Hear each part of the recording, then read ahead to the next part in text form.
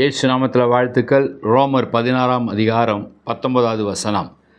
ஆனாலும் நீங்கள் நன்மைக்கு ஞானிகளும் தீமைக்கு பேதைகளுமாய் இருக்க வேண்டும் என்று விரும்புகிறேன்.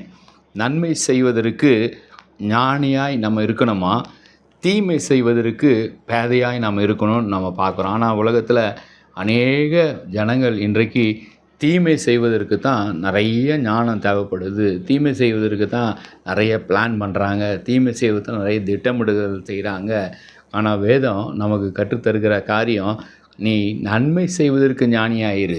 எப்படியெல்லாம் நன்மை செய்யலாம், என் குடும்பத்துக்கு நான் எப்படி நன்மை செய்யணும், என்னுடைய உறவுகளுக்கு நான் எப்படி நன்மை செய்யணும், என்னுடைய சபைக்கு நான் எப்படி நன்மை செய்யணும், என் தேசத்துக்கு நான் எப்படி நன்மை செய்யணும், அதைத்தான் நம்ம யோசிக்கணுமே தவிர, அதைத்தான் நம்ம திட்டமிட வேண்டுமே தவிர எப்படி தீமை செய்யலாம் என்று அல்ல.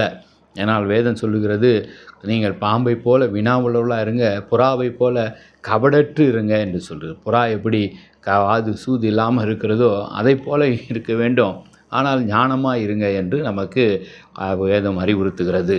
ஆனால் தீமை செய்வதற்கு பேதைகளாக இருங்க. தீமை ஒருபோதும் நம்ம செஞ்சிடக்கூடாது. நன்மை ஒரு வேளை நீங்கள் செய்யாமல் இருந்தால் கூட பிரச்சனை இல்லை, தீமை மாத்திரம் செய்யவே கூடாது. ஆனால் நிறைய தீமையான காரியங்களை நம்ம பார்த்து கொண்டிருக்கிறோம், செய்வதை நம்ம கண்டு கொண்டிருக்கிறோம், செய்திகளை கேட்டு கொண்டிருக்கிறோம். அவர்களுக்காக நம்ம ஜெபிக்க வேண்டும். ஆண்டவரே, நன்மை செய்கிற கூட்டம் அதிகமாகணும், தீமை செய்கிறவருடைய கூட்டம் குறைந்து போகணும். அதுதான் ஆண்டவருடைய விருப்பமும். அதற்காக நம்ம ஜெபிப்போம், அதற்காக நம்ம உழைப்போம், அதற்காக நம்ம ஊழியம் செய்வோம். நன்மை செய்கிறவர்கள் பெருகட்டும், தீமை செய்கிறவர்கள் குறையட்டும். ஜெபிப்போம். அன்பின் பிதாவே, இந்த நாளில் கொடுத்த அற்புதமான வார்த்தைக்காக நன்றி.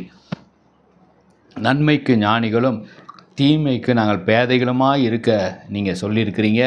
அதன்படி நாங்கள் நன்மையே செய்ய, நீர் எப்படி நன்மை செய்கிறாகவே இருந்தீரோ அதை போல் நன்மைகளே செய்ய, தீமையை கண்டு விலகி ஓட கிருபதாங்க. ஆசீர்வதிங்க. துதிகான மகிமை ஒருவருக்கே ஏறெடுக்கிறேன். இயேசு கிறிஸ்துவின் நாமத்தில் ஜெபங்கிற நல்ல பிதாவே, ஆமேன். God bless you.